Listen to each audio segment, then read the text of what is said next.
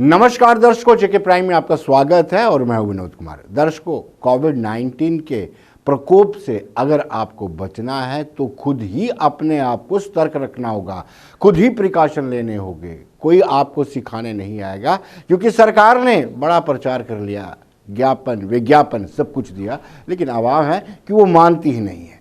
आज हम आपको एक मरतबा फिर, पहले भी हमने कुछ रोज पहले आरटीओ ऑफिस के कार्यालय के बारे में आपको जानकारी दी थी। आज भी हम आरटीओ कार्यालय को लेकर के आपको बताएंगे कि किस तरीके से वहाँ पर सोशल डिस्टेंसिंग की धज्जियाँ उड़ती हैं। हालांकि आरटीओ से जब हमने बातचीत की थी तो उन्होंने विस्तार से पब्लिक को बताया था, लोगों को हमारे चैनल के माध्यम से बताया था कि जिनके ड्यूज़ हैं, जिनका कोई लाइसेंस ड्यू रिन्यूअल करने वाला है, उनको एग्जाम्पशन दी गई है। आप चिंता मत कीजिए, आप आराम से करवा सकते हैं। लेकिन पब्लिक मान ही नहीं रही है। आज भी हमने देखा वहाँ सोशल डिस्टेंसिंग की धज्जियाँ उड़ रही थी। ये तस्वीरें हैं जम्मू के आरटीओ ऑफिस की, जहां सोशल डिस्टेंसिंग की जमकर धज्जियां उड़ रही हैं।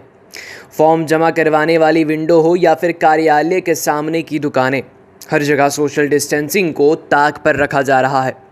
यहाँ आने वालों में कोरोना का ज़रा भी भय नज़र नहीं आ रहा। हालांकि आरटीओ द्वारा मेन गेट पर 2 कर्मचारियों को लोगों को समझाने के लिए तैनात भी किया गया है, लेकिन इन कर्मचारियों की बार बार अपील करने के बावजूद यहाँ आने वाले लोगों के कानों पर जूं तक नहीं रेंगती और ये लोग यहाँ हजूम बनाकर कोरोना को खुली दावत दे रहे हैं। ये लोगों को खुद सोचना चाहिए। लोग आए हुए हैं, आरटीओ दफ्तर के 2 बंदे यहाँ पर सुबह से धूप सेर गए, गेट पर खड़े हैं, लोगों को समझा रहे हैं कि साहब आप सोशल डिस्टेंस बना के रखिए। एक एक करके गेट पर इन्होंने बंदा बिठाया है कि उनको बताइए क्या परेशानी है। अगर कोई छोटी मोटी परेशानी, तो अगर कोई अंदर किसी को मिलना है, एक कदम बंदा छोड़ रहे हैं तो ये ठीक कर रहे हैं। लेकिन लोग जो हैं एकदम जमगट्ठा बना लेते हैं यहाँ पर। यहाँ आने वाले कुछ लोगों के मुताबिक जिस तरह की भीड़ आरटीओ ऑफिस में उमड़ रही है, इससे कोरोना संक्रमण के ओर फैलने का खतरा है। लिहाजा सरकार को इस भीड़ को ख़त्म करने के लिए प्रयास करने होंगे। ये जो आरटीओ ऑफिस, यहाँ पे भी जो काम कराना अब दिन बर दिन मुश्किल होता जा रहा है। जैसे जैसे कोरोना वायरस के केसेस आते जा रहे हैं, यहाँ पे काम कराना भी बड़ा मुश्किल होता जा रहा है। आपके माध्यम से मैं अपील करूँगा एडमिनिस्ट्रेशन को कि क्यों नहीं ये जो आरटीओ जम्मू को जो पावर्स हैं, जितने भी हमारे ज़िले हैं हमारे जम्मू डिस्ट्रिक्ट के, क्यों नहीं ये पावरें जो है इसको डिसेंट्रलाइज करते। हमारे एसडीएम्स हैं, हमारे तहसीलदार्स हैं, अगर कोई आरटीओ लाइसेंस बनाना है, अगर किसी ने कोई परमिट रिन्यू करवाना है, अगर किसी ने कोई फिटनेस करवानी है, क्यों नहीं ये पावरें डिसेंट्रलाइज करके। इतना रश यहाँ पे, आए दिन रश यहाँ पे आरटीओ ऑफिस में देखने को मिल रहा है और ये वो दिन दूर नहीं कि हमें यहाँ आरटीओ ऑफिस में ये जो केसेस हैं कभी भी ये आउटब्रस्ट हो सकता है। आरटीओ साहब को मैं यही अपील करूँगा कि आरटीओ साहब को चाहिए कि यहाँ पर जो है रूटीन से काम जो है, जितने भी विंडोज़ हैं उन पे काम रूटीन पे होता रहे, सुबह 10 बजे से ले शाम 4 बजे तक, ताकि ये रश ना पड़े। और यहाँ से बाहर से, जैसे इन्होंने सीआरपी वाले लगाए, यहाँ से 2-2 3-3 बंदे करके, अगर 4 बंदे अंदर गए, वो 4 बाहर आएंगे, 4 और जाएंगे, दफ्तर भी बचा रहेगा, ये लोग भी बचे रहेंगे और सोशल डिस्टेंस का पालन भी होगा और लोगों का काम भी होता रहेगा, फिर रश नहीं पड़ेगा। ये केवल जम्मू के आरटीओ ऑफिस का हाल नहीं है। विभिन्न कार्यालयों और बाज़ारों में भी लोग इसी तरह सरकार द्वारा जारी गाइडलाइन की धज्जियां उड़ाते हुए नजर आते हैं। कोरोना जैसे घातक वायरस के प्रति जागरूक होने के बावजूद लोग अपनी जान के साथ साथ दूसरों की जान भी खतरे में डाल रहे हैं। जब लोग अपनी ही जान की परवाह नहीं करेंगे तो ऐसे में सरकार भला क्या ही कर सकती है। कैमरामैन विजय कुमार के साथ अश्वनी चंदेल की रिपोर्ट।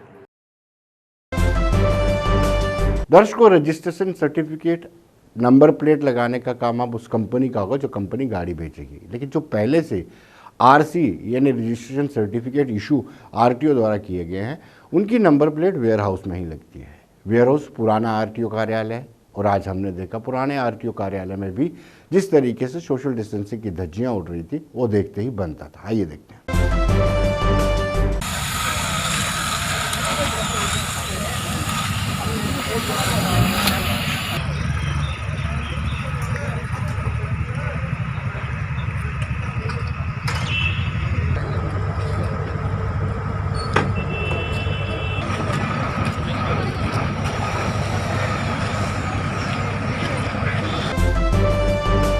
आप देख लीजिए, नरवाल मंडी देख लीजिए, बस स्टैंड देख लीजिए, अपने आरटीओ दफ्तर देख लीजिए, यहाँ पे इतने लोग हैं, सोशल डिस्टेंसिंग का कोई पालन नहीं किया जा रहा है।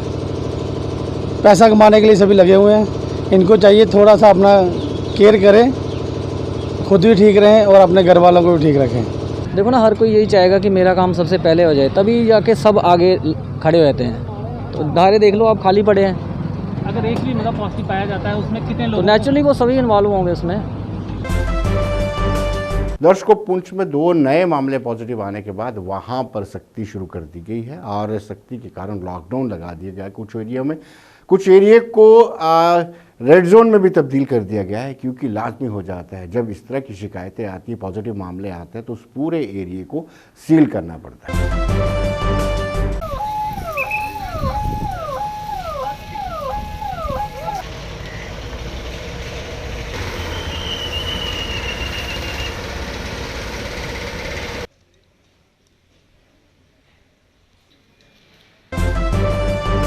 दो केस मुस्बत आए हैं। एक नाखावाली चौक से एक पुलिस कर्मचारी है और बस स्टैंड से एक सब्ज़ी फरोश है। तो उसी सिलसिले में हमने सुबह अपनी सैनिटाइजिंग जो टीम है उसको लगा के हमने ये नाखावाली चौक, मैन बाज़ार और किला बाज़ार, जितना भी बस स्टैंड एरिया है उसको सबको हमने सैनिटाइज़ करवाया है। बिल्कुल ये लगातार चलता रहेगा और मैं यही आवाम से अपील करता हूँ कि मास्क का बहुत से ज़्यादा इस्तेमाल करें और डिस्टेंसिंग, सोशल डिस्टेंसिंग जो है इसको मेंटेन रखें। और इसी में हमारी परसों आपने एक स्टोरी कवर की थी जिसमें हमने ये कहा था कि पुंछ बाज़ार में सोशल डिस्टेंसिंग फॉलो नहीं हो रही है, एडमिनिस्ट्रेशन जो है वो स्टेप्स नहीं ले रही है, जिससे जो है बीमारी फैलने का ख़तरा जो है वो बढ़ रहा है। तो वही बात हुई है। तो रात को जो 2 केसेस आए उससे एक डर का माहौल पुंछ के लोगों में हमने देखा है। अभी अनाउंसमेंट्स हो रही हैं, तो उस हवाले से मैं ये कहना चाहूँगी कि ये जो एडमिनिस्ट्रेशन ने स्टेप लिया है लॉकडाउन का, ये बहुत अच्छा स्टेप है और इससे जाकर ये है कि फ़र्दर जो है इसकी स्प्रेड है वो रुकेगी। और ये मैं कहती हूँ कि लोगों को भी बाहर नहीं निकलना चाहिए। 2-4 दिन जो है ये लोगों को देने चाहिए, एडमिनिस्ट्रेशन को भी इस चीज़ को कोप अप करने के लिए, ताकि ये बीमारी फ़र्दर जो है वो ना फैले। बिल्कुल करना चाहिए। देखिए, है तो ये आवाम की सेफ्टी है। अगर आवाम जो है एडमिनिस्ट्रेशन के बना हुए रूल्स फॉलो नहीं करेगी तो प्रॉब्लम तो आवाम को ही होनी है। और अभी अगर सोशल डिस्टेंसिंग और इसका मास्क का जो रूल था वो अगर फॉलो किया होता तो शायद ये जो स्प्रेड हुआ है 2 केसेस हमारे पुंछ में विदाउट एनी ट्रैवल हिस्ट्री निकले हैं वो ना निकलते। तो लोगों को जो है इस त्यौहार के नज़दीक आने पर ये सोचना चाहिए कि हमें एडमिनिस्ट्रेशन का साथ देना है ताकि ये बीमारी जो है फर्दर स्प्रेड ना हो और हमारा पुंछ जो है वो बच के रहे। दर्शकों, अनंतनाग में पुलिस ने दोहरा सिस्टम इख्तियार किया। एक तो वहाँ पर कोई लोग जो है ओवर चार्जिंग ना करें क्योंकि बकरीद का मामला है, दूसरा सोशल डिस्टेंसिंग को मेंटेन करके रखें। संदीप चौधरी एसएसपी है अनंतनाग के, आइए देखते हैं।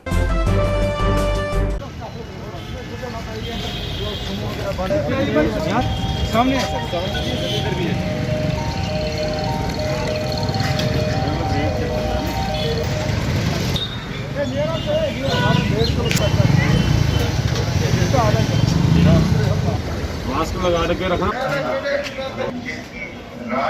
कौन सा यूज करते हैं मास्क लगा के रखते हो? बड़ा मास्क लगा के ये की दुकान है लगा बड़ी अभी क्या है। आज हमने मार्केट का पूरी अनंतनाग टाउन में दौरा किया अपनी टीम के साथ।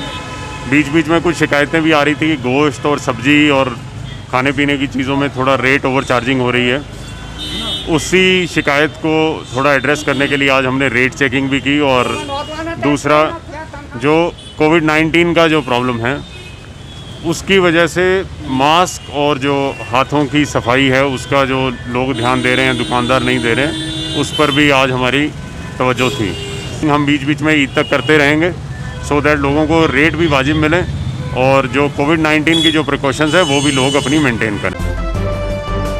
दर्शकों, आज पीपल्स डेमोक्रेटिक पार्टी का 21वां स्थापना दिवस था, यानी पार्टी जवान होने लगी है। 21 साल इसकी आयु हो चुकी है। इस 21 साल में 2 मरतबा उन्होंने सरकार भी बनाई है, काफ़ी सारे अपने लोगों को खोया भी है।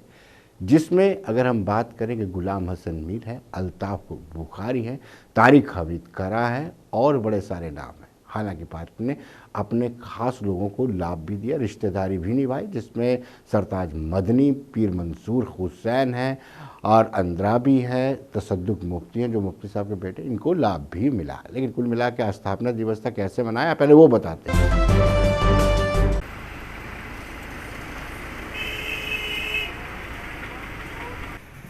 और अभी पिक्चर शुरू हुई है, खत्म नहीं हुई।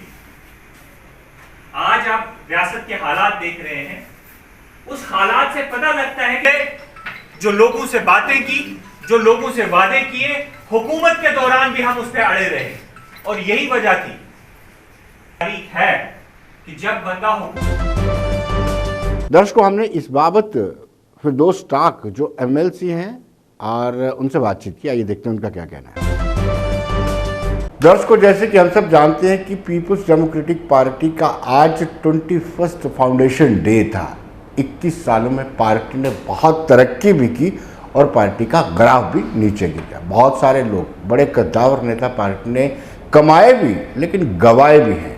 लेकिन अब पार्टी का क्या होगा, इस पर चर्चा करेंगे। आज स्थापना दिवस है और हमारे साथ मौजूद हैं फिरदौस टाक जो PDP के फॉर्मर MLC और साथ ही साथ आपको बताते चले अच्छे जर्नलिस्ट होने के साथ वकील भी हैं। टाक साहब, आपका स्वागत है। बहुत बहुत शुक्रिया विनोद जी। सवाल ये उठता है कि अब एक कहावत है, उसी तनख्वाह पर नौकरी करेंगे, चाहे वो कांग्रेस हो, नेशनल कॉन्फ्रेंस हो, हम पार्टी ने क्या सोचा है, पीपल्स डेमोक्रेटिक पार्टी ने क्या सोचा है नेक्स्ट जो आपका है? देखिए विनोद जी, अगर पीपल्स डेमोक्रेटिक पार्टी का इतिहास देखा जाए तो मुफ्ती साहब ने स्ट्रगल 1999 में शुरू जम्मू कश्मीर में नहीं किया। की शुरुआत तो तब शुरू हुई थी जब वो अभी लॉ कॉलेज से डिग्री करके वापस आए थे और उस वक्त की डिस्पेंसेशन जिसके सामने शायद कश्मीर का चिनार भी खड़ा होने से डरता था, उस वक्त उन्होंने उस जुल्म के खिलाफ, ज़्यादती के खिलाफ, डिस्क्रिमिनेशन के खिलाफ आवाज़ उठाई। उनका मिशन जो है वो तब से शुरू हुआ। 1999 में इस पार्टी की बुनियाद रखी गई और अगर इतिहास देखा जाए 1999 से लेकर आज तक, अभी तो हम बालिग हुए हैं, 21 साल अभी हमारी उम्र हुई है, अभी हम बालिग हुए हैं, अभी पिक्चर तो अभी शुरू हुई है, ख़त्म तो नहीं हुई है।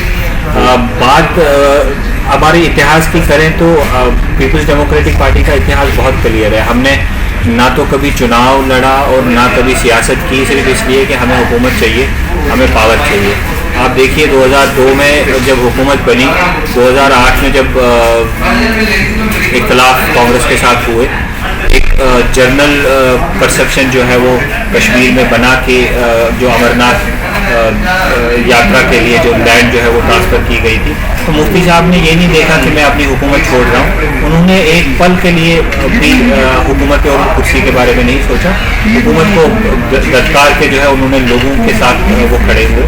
उसके बाद आप देख लीजिए जब मुफ्ती साहब दोबारा 2014 के इलेक्शन हुए, मुफ्ती साहब को एक बहुत बड़ा बहुमत मिला, लेकिन वो रातों रात चीफ मिनिस्टर नहीं बने।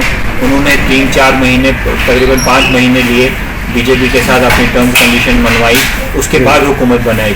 एक हुकूमत बेस्ड ऑन एजेंडा, हुकूमत बेस्ड ऑन पॉलिसीज़ बनाई। मुफ्ती साहब के देहांत के बाद भी महबूबा जी जब चीफ मिनिस्टर बनी तो उन्होंने भी फारूक अब्दुल्ला साहब की तरह ऐसा नहीं किया कि रातों रात जो है वो जाके कुर्सी पर बैठ गई कि मैंने हुकूमत संभालनी है। वो भी दिल्ली के साथ और भारतीय जनता पार्टी के साथ अपनी टर्म्स एंड कंडीशन पे हुकूमत संभाली। तो पीपल्स डेमोक्रेटिक पार्टी के लिए कभी भी चुनाव, हुकूमत, इक़्तिदार, कुर्सी, प्रोटोकॉल ये कभी भी प्रिंसिपल ऑब्जेक्ट नहीं रहा है। हम लोग अपने आप को सियासी जमात कम और लोगों के लिए जदोजहद करने वाली जमात ज़्यादा मानते हैं। हम लोग सोशल काज और पब्लिक काज के लड़ने के लिए एक मूवमेंट चला रहे हैं और उसी मूवमेंट को आगे भी ले जाएंगे। डॉक्टर साहब, बिल्कुल आपने ठीक कहा। आप कुर्सी की खातिर, इक़्तिदार की खातिर लोगों की जद्दोजहद के लिए 370 के बाद 370 जो सिनेरियो है उसमें आपने कैसे सोचा है, किस लाइन को टो करके आप लोगों के लिए जद्दोजहद करेंगे, किसको प्लानिंग की होगी आपने? देखिए, प्लानिंग नहीं होती है, बात बहुत सिंपल है। ये जब 5 अगस्त 2019 को ये मामला पार्लियामेंट में आया, उससे पहले का भी देख लें, पीपल्स डेमोक्रेटिक पार्टी और महबूबा मुफ्ती साहिबा वाहिद ऐसी लीडर थी जो यहाँ के हर सीनियर लीडर और पार्टी की टॉप लीडरशिप के दरवाजे पर गई। ये नहीं सोचा कि हाँ, उन्होंने ये नहीं कभी नहीं सोचा कि नेशनल कॉन्फ्रेंस के साथ उनके उम्र भर के इख्तलाफात हैं, कांग्रेस ने उनके साथ क्या किया है, पीपल्स कॉन्फ्रेंस ने कैसे उनके पार्टी के लीडर अपने साथ जोड़े। ये सब चीज़ें दरकिनार करके उन्होंने हर एक लीडर के घर पे जाके उनसे रिक्वेस्ट की कि आप आइए, इकट्ठे जो है इस जंग को हमने लड़ना पड़ेगा। उससे पहले भी और उसके बाद भी 5 अगस्त के बाद भी पीपल्स डेमोक्रेटिक पार्टी का मौका बहुत क्लियर रहा और हम लोग कोई एंटी नेशनल, एंटी कॉन्स्टिट्यूशनल या किसी लीगल प्रोविजन के खिलाफ तो बोल नहीं रहे हैं। हम तो यही बार बार ये कहते हैं कि जो कॉन्स्टिट्यूशनल गारंटी, कॉन्स्टिट्यूशनल स्टेटस हमारा था जम्मू कश्मीर का, वो हमारा हक है और रियासत जम्मू कश्मीर का हक है। इसमें प्लानिंग की ज़रूरत नहीं है। हम सिर्फ ये बात बार बार कहते हैं कि हम आज भी लोगों के साथ खड़े हैं। एक मेजॉरिटी ओपिनियन, आज आप देखिए जम्मू में एक मेजॉरिटी ओपिनियन बन गया है कि गलत हुआ। पहले तो सब एक ओपिनियन शायद लोगों को झूठ बोल के ये बताया गया था कि हम लोग डेवलपमेंट के दरवाजे खोल रहे हैं, लेकिन आज लोगों को समझ आ रहा है कि जम्मू में भी ये डिज़ास्टर के दरवाजे खुले हैं, न कि डेवलपमेंट के। तो एक मेजॉरिटी ओपिनियन जो है यही है कि जो स्पेशल स्टेटस को ख़त्म किया गया वो बहुत ज़्यादती हुई और जिस तरह से ख़त्म किया वो और ज़्यादा ज़्यादती हुई। तो हम पहले भी लोगों के साथ खड़े थे, आज भी लोगों के साथ खड़े होने का इरादा रखते हैं। इसमें प्लानिंग करने की कोई जरूरत नहीं है। डॉक्टर साहब, आपसे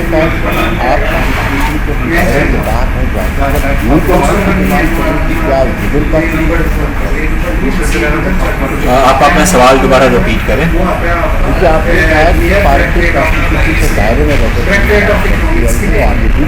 जब आप ड्यूअल करेंसी की डिमांड कर रहे थे, क्या ये देखिए, ड्यूअल करेंसी और सेल्फ रूल जो है वो एक रोड मैप है पीपल्स डेमोक्रेटिक पार्टी।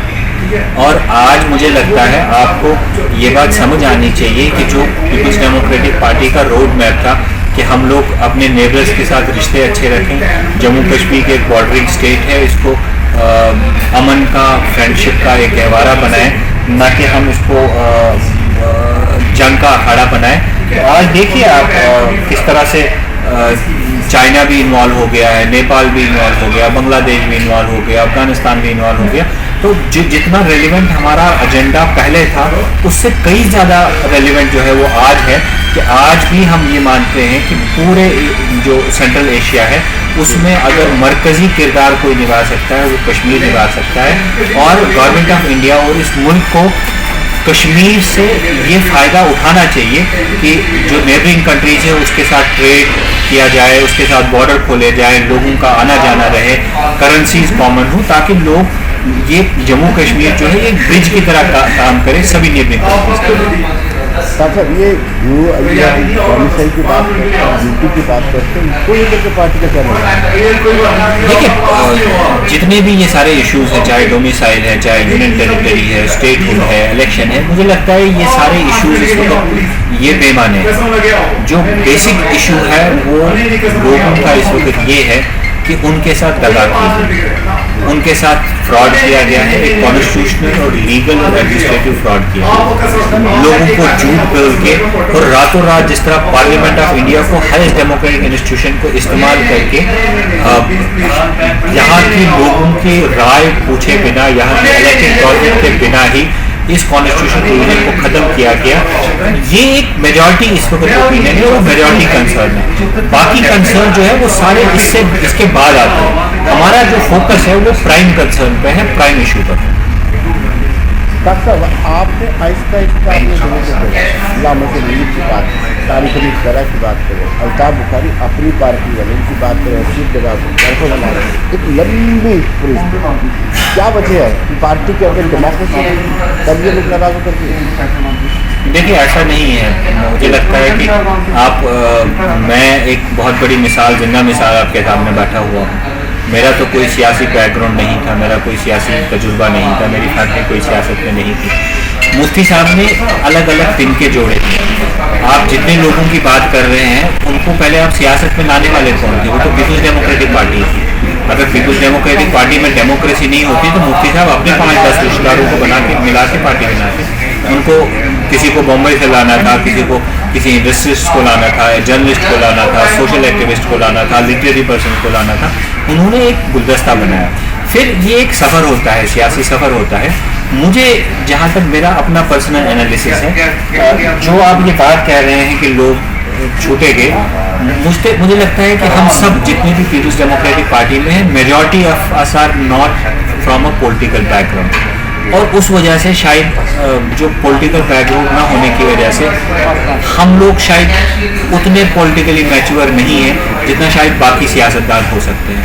उस वजह से शायद हम लोग घबरा भी जाते होंगे बहुत, जब थोड़ी पार्टी में मुश्किलात आ जाएं तो हम एकदम से घबराना शुरू करते हैं। तो ये एक वजह नहीं होगी, और हर एक का एक पर्सनल इंटरेस्ट होता है। जितने लोग पार्टी से चले गए हैं, आज उनसे पूछ लीजिए मसले कश्मीर का हाल क्या है, इस पॉलिटिकल इशू का हाल क्या है, या उनसे पूछ लीजिए कि क्या पीस रिकंसिलिएशन डायलॉग जो मुफ्ती साहब ने जो एजेंडा दिया उसके बाहर क्या वो कोई और रोड पे देखते हैं। आज भी अगर वो दूसरी जमातों में भी हैं, अगर उनसे बात करेंगे तो वो बात वही करेंगे जो मुफ्ती साहब कहा करते थे। तो वो भी हमारे लिए एक अचीवमेंट है।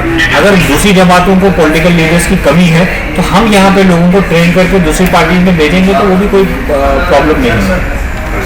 लेकिन आपने कहा कि परिवार के सदस्य अगर सरकार या फिर मुफ्ती परिवार के सदस्य, देखिए मैं ये विनोद जी आपसे यही कह रहा हूँ कि आप जिन लोगों की बात कर रहे हैं वो एक फैमिली से बिलोंग ज़रूर करते हैं, लेकिन क्या कोई शख्स कोई इलेक्शन इसलिए जीत सकता है कि वो किसी परिवार से ताल्लुक़ रखता है? उन लोगों ने उस कॉन्स्टिट्यूंसी में काम किया, उस कॉन्स्टिट्यूंसी के लोगों में रहे, इसलिए लोगों ने उनको वोट देकर जो है किसी मुकाम तक पहुंचाया। तो कल मेरा कोई रिश्तेदार किसी पार्टी में होगा तो क्या वो इसलिए होगा क्योंकि वो मेरा रिश्तेदार है, या कि उसको अपने बलबूते पे आके किसी जमात में काम करके लोगों के काम करके किसी मुकाम तक पहुँचना है? डॉक्टर साहब, आपको कभी इस चीज़ का एहसास हुआ कि सेकेंड तक जब मुफ्ती साहब का स्वर्गवास हुआ तो उसके बाद दोबारा गवर्नमेंट आपको लगता था कि बीजेपी के साथ मिलकर बनाने से कभी ऐसा मलाल हुआ कि गलती होगी? देखिए, हम तो ये बात हकीकत है कि जब मुफ्ती साहब का इंतकाल हुआ, क्योंकि मुफ्ती साहब का काल मुफ्ती साहब का एक्सपीरियंस जो है वो अनपैरेलल्ड है। ये महबूबा जी भी बार बार कहती आ रही है कि महबूबा जी ने कभी सोचा नहीं कि वो मुफ्ती साहब बन पाए, और हम में से कोई बन भी नहीं सकता। वो पूरे इस खित्ते के सबसे बड़े कदावर लीडर थे, उनका एक अपना नज़रिया, अपना तजुर्बा था। और हकीकत ये है कि महबूबा जी रिलक्टेंट, ये तो सबको मालूम है, ये आपको भी पता है, मुझे भी पता है, वो भारतीय जनता पार्टी के साथ दोबारा हुकूमत बनाने के लिए तैयार नहीं है। लेकिन वो कौन लोग थे जिन्होंने उस वक्त साजिश रची, और मुझे लगता है कि चाहे जितना भी इसको इस डिसीजन को क्रिटिसाइज़ किया जाए कि महबूबा जी ने दोबारा उस वक्त हुकूमत बनाई, लेकिन आज की डेट में मुझे लगता है कि वो एक रेलेवेंट डिसीजन इसलिए था क्योंकि अगर महबूबा जी शायद उस वक्त हुकूमत नहीं बनाती तो शायद पीपल्स डेमोक्रेटिक पार्टी ही वजूद में नहीं रहती, यहाँ पे एक नई पीपल्स डेमोक्रेटिक पार्टी कायम होती। तो आज जिस हिसाब से पीपल्स डेमोक्रेटिक पार्टी ही एक लास्ट पोस्ट ऑफ रेजिस्टेंस बनी हुई है, लोगों की एक लास्ट रे ऑफ होप बनी हुई है, एक उम्मीद की किरण, लास्ट उम्मीद की किरण नज़र आ रही है, तो मुझे लगता है उस वक्त अगर महबूबा जी ने पार्टी को बचाने के लिए ये डिसीजन लिया, लोगों के लिए काम करने के लिए ये डिसीजन लिया, और ये नहीं है कि हुकूमत करने के बाद भी, हुकूमत संभालने के बाद भी महबूबा जी ने किसी बेसिक इशू पे कम्प्रोमाइज़ तो किया नहीं। उन्होंने जो बातें जो उन्होंने मनवानी थी वो बातें तो हमारी हुकूमत ने मनवाई, हमारी पार्टी ने मनवाई। जितना मर्जी भारतीय जनता पार्टी की लीडरशिप रिलक्टेंट रही, लेकिन उनको सीज फायर करना पड़ा, उनको स्टेट ब्रदर्स को एमनेस्टी देनी पड़ी। उन्होंने पाकिस्तान से ये PDP की राजनीति ही थी कि प्राइम मिनिस्टर खुद उठ के प्राइम मिनिस्टर पाकिस्तान के पास जाके वहाँ बातचीत करते हैं, उनको यहाँ पे बुलाते हैं, यहाँ पे हुर्रियत के साथ बातचीत करने के लिए वहाँ से डेलीगेशन आता है। एक यहाँ पे जम्मू कश्मीर को इशू को रिजॉल्व करने के लिए या यहाँ के इंटरनल मामला को देखने के लिए इंटरलॉक्यूटर अपॉइंट होता है, वो जम्मू कश्मीर आता है, डिफरेंट सेक्शन ऑफ सोसाइटी से बात करते हैं। तो ये तो अचीवमेंट्स महबूबा जी ने डिस्पाइट हार्ड स्टैंड, जो जितना भी सब लहजा और रवैया भारतीय जनता पार्टी का था, उसके बावजूद भी उन्होंने की, तो ये तो हमारे लिए बहुत बड़ी अचीवमेंट है। डॉक्टर साहब, आपको लगता है कि इस वक्त साजिश कर महबूबा मुफ्ती को मजबूर करा गवर्नमेंट बनाने वालों के खिलाफ कार्रवाई की बात क्या उनमें देखिए, मुझे लगता है कि ये मेरे दायरा इख्तियार और मेरी सोच जो पार्टी में पोजीशन है उसके बाहर ये एक सवाल है, लेकिन मैं आपसे ये बात जरूर कहूँगा कि जिन लोगों ने ऐसा किया वो आज दे आर एक्सपोज। उन लोगों के बारे में लोगों को पता है कि वो कौन लोग थे, क्या कर रहे थे, क्यों कर रहे थे, तो आज लोगों के सामने वो हकीकत आया है।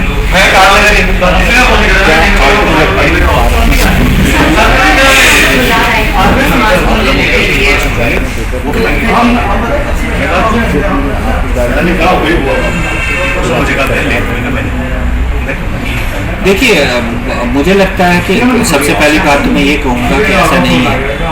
पीपल्स डेमोक्रेटिक पार्टी ने, मैं फिर वही उसी बात पे आऊँगा कि पीपल्स डेमोक्रेटिक पार्टी ने बीजेपी के साथ हुकूमत भी बनाई तो सिर्फ हुकूमत की वजह से नहीं बनाई। हमने हर वो बात मनवाई जिसकी हमने लोगों के साथ जो वादे हमने किए। पीपल्स डेमोक्रेटिक पार्टी ने भारतीय जनता पार्टी से और रिकॉर्ड लिखवा के लिया कि हुर्रियत कॉन्फ्रेंस जो है इज स्टेक होल्डर। हमने ये लिखवा के लिया कि पाकिस्तान के साथ हमने ये लिखवा के लिया कि वैसे जम्मू कश्मीर के साथ जो है बराबरी का सलूक किया जाएगा। हमने ये लिखवा के लिया कि 370 जो है जिस the basic essence of constitution. ये सब चीज़ें भारतीय जनता पार्टी से लिखवाना ही हमारे लिए बहुत बड़ी अचीवमेंट है।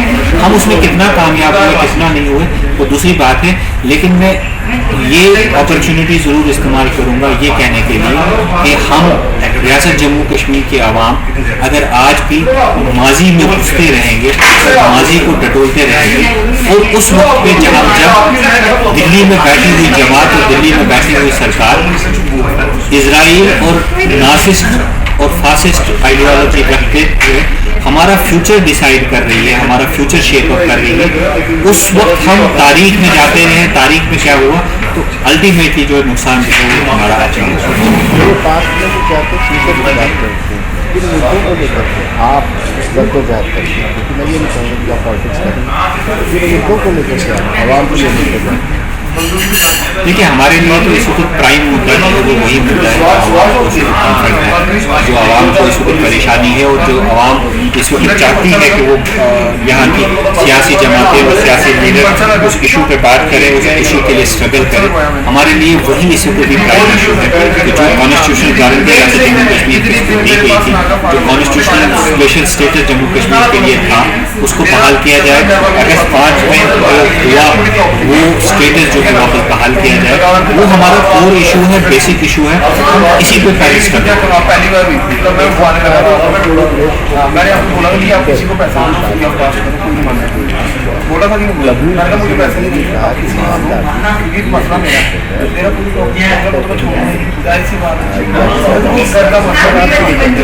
नहीं वो मैं आपको कहता हूँ। देखिए, हम वो दूसरी जमातें क्या बात करती हैं और उनके क्या मकासद हैं। आज रियासत जम्मू कश्मीर के अवाम ये 1977 नहीं है, 1980 भी नहीं है, 90 की दिहाई नहीं है, ये 2020 है।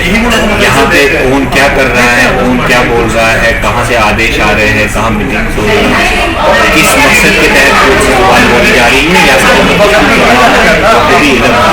उसका फैसला भी यहाँ के अवाम करेगी। अगर हम अवाम के लिए हम ये कहते हैं कि 370 बहाल किया जाए तो हम अपने आप को पीपल्स हम ये कहें कि हम लोगों के रिप्रेजेंटेटिव हैं। कोई स्टेट की बात करता है तो वो भी कहता है कि हम लोगों के रिप्रेजेंटेटिव हैं। तो मुझे लगता है कि आवाम बखूबी जानती है और आवाम इसका फैसला करेगी कि लोगों की बात जो है लोगों की जज्बात से तर्जुमानी सही मानी करना है। आपको लगता है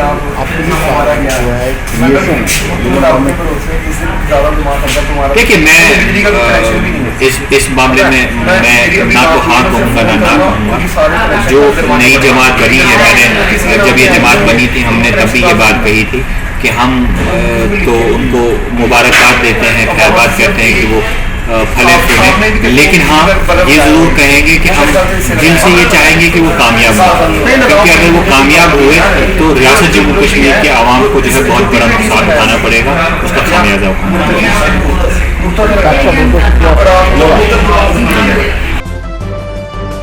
तो तो दर्शकों, आप बने रहिए देश दुनिया की खबरों के लिए और मुझे दीजिए इजाज़त।